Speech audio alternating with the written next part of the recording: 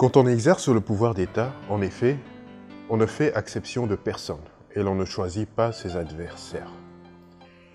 Il est toujours possible de rencontrer des sympathies, mais surtout des adversités. C'est la raison pour laquelle je devais d'abord me fortifier moi-même. D'autant plus que dans ma conception, le pouvoir ne se plaint pas. Et le pouvoir d'État encore moins. Il s'exerce, un point, un trait. Et s'il trouve que certains, parce qu'ils ne veulent pas obéir à la puissance publique, recourent à la corde sentimentale pour échapper à la rigueur de la loi.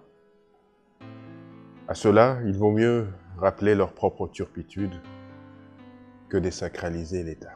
Chers amis, fidèles abonnés des Plumes Conscientes, je vous présente un livre palpitant, émouvant, les mémoires de Léon Kengo Adondo, intitulé « Léon Kengo Adondo, la passion de l'État », paru en 2020 aux éditions L'Harmattan des Congo, préfacé par Laurent Mosengo Passigna. Ce livre autobiographique mêle rigueur et passion, deux caractéristiques de son auteur, dans l'exercice du service et du pouvoir public. On y découvre, selon ce qui y est décrit, un Léon Kengo imprégné dès sa tendre enfance, depuis l'époque coloniale, de l'esprit de l'État. Fils d'un ancien militaire, il va grandir sous la tutelle affectueuse d'un père nourricier, mais aussi de son grand-père, de sa grand-mère, aimante et protectrice à souhait. On découvre aussi et surtout Kengo, homme d'État, homme de rigueur, étiquette collée indéniablement à lui suite aux fonctions qu'il a jouées à l'ombre du maréchal Mobutu, de magistrat, de procureur général répressif, et puis celle de premier commissaire d'État ou premier ministre de l'ajustement structurel. On y apprend que quand Léon Kengo prend la magistrature en main, c'est la main de fer sur les magistrats et la peur du policier dans la cité. Une rigueur judiciaire qui s'est accompagnée à la fois de la rigueur du raisonnement et de la rigueur de la gestion. Ce n'est pas tout. On y découvre aussi un Kengo professeur dans l'âme, lumineux dans ses mercuriales, que les juristes de toute spécialité ne peuvent qu'apprécier et nourrir après lecture de fructueux débats sur le sens de la justice selon Kengo Adondo. À n'en point douter, l'une des richesses de ce livre se trouve dans la description que l'auteur fait de sa fonction de chef de gouvernement, exercée à 3 reprises, il faut le souligner.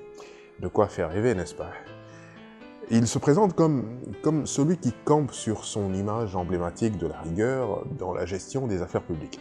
Une allusion à peine voilée au programme d'ajustement structurel qui lui a valu des critiques de la part de l'opinion politique de l'époque.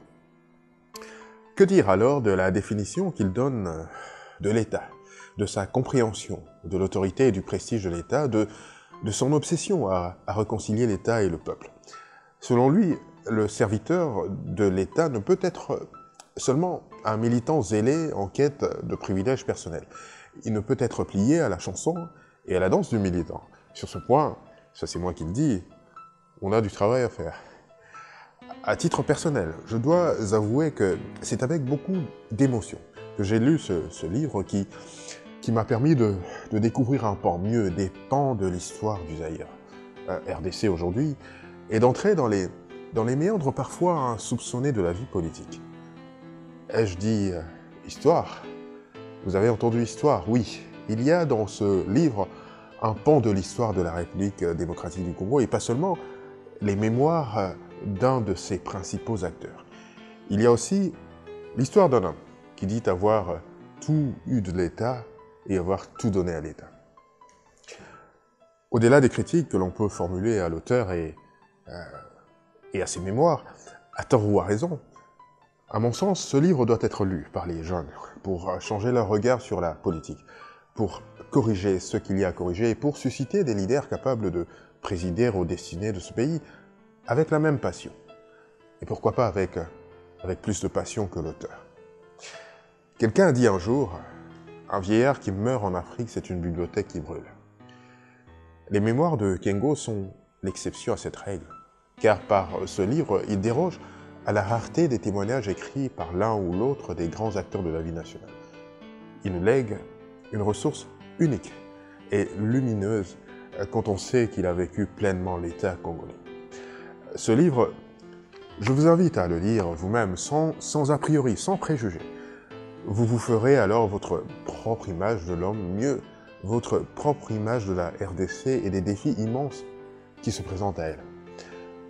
Mais pour que l'histoire de ce beau pays se révèle dans toute sa plénitude, il serait intéressant que d'autres acteurs politiques, témoins des événements narrés dans ces mémoires, écrivent à leur tour, soit pour les confirmer, soit pour les infirmer. Lisez, lisez encore et lisez toujours. La lecture, je le redis, est un régal pour l'âme et un délice pour l'esprit. Elle participe à notre accomplissement en tant qu'individu, mais aussi en tant que société. Au revoir.